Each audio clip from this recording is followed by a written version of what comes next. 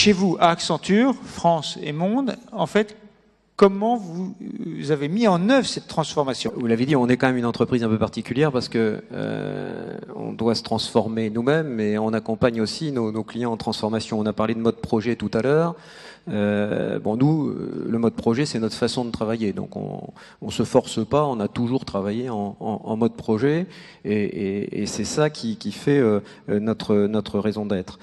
Après, il faut quand même ajouter un point dans l'entreprise, c'est que la moyenne d'âge, c'est 33 ans. Donc, une population jeune. Donc, on parlait de génération Y tout à l'heure. Nous, on les a, les générations Y, on vit. On n'a pas les générations Z, mais on a les générations Y. Donc, tout ça met quand même l'entreprise dans un état d'esprit qui est un état d'esprit plus proche à l'acceptation, je dirais, de la digitalisation. Alors, nous, c'est simple, hein, tout est digital chez nous, et depuis des années, donc on ne fait que ramener les nouvelles techniques de digitalisation et en complément de ce qu'on a fait, mais je peux vous donner des exemples. Nous, de toute façon, on ne travaille que à travers, je dirais, tous les outils numériques de collaboration, de collaboratif, qui permettent d'avoir de la transversalité, de l'horizontalité. On n'a pas de siège social, je veux dire, avec un bâtiment, avec l'équipe de direction au niveau mondial.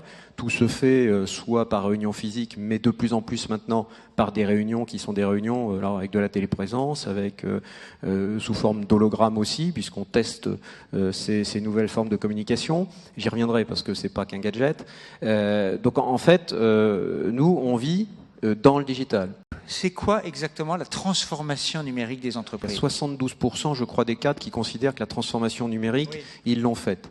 Alors, c'est là où il faut faire extrêmement attention, parce qu'en fait, nous... C'est un chiffre qui a surpris. C'est un chiffre qui a surpris, parce qu'en fait, on le voit que de travers un prisme, et tout le monde n'a pas la même idée de ce que c'est que la transformation numérique. Donc, nous, on dit qu'il y a 3 aspects dans la transformation numérique. C'est ce qu'on appelle digital customer, c'est les clients, la digitalisation avec les clients, l'interaction avec les clients. Il y a l'entreprise. Myriam a donné un exemple tout à l'heure sur la digitalisation des fonctions de l'entreprise au travers de l'exemple sur le contrat de travail avec le coffre-fort électronique. Ça, c'est ce qu'on appelle digital enterprise, c'est les fonctions de l'entreprise. Et puis la troisième, c'est les opérations, c'est-à-dire c'est la production. La production, c'est la robotisation dans les usines, mais pas que. C'est aussi dans nos métiers la robotisation, mais la robotisation du code. Donc c'est une transformation qui est fondamentale, dont plus tous les nouveaux modèles économiques, que l'on a du mal à appréhender aujourd'hui, et surtout on n'appréhende pas sa vitesse. C'est-à-dire qu'on est tous intelligents, on a tous des portables, on a tous du Twitter, on utilise tout ça, mais on ne voit pas l'accélération. Je crois que c'est le phénomène qui est important aujourd'hui, c'est l'accélération de la transformation digitale et la difficulté des organisations à suivre cette accélération.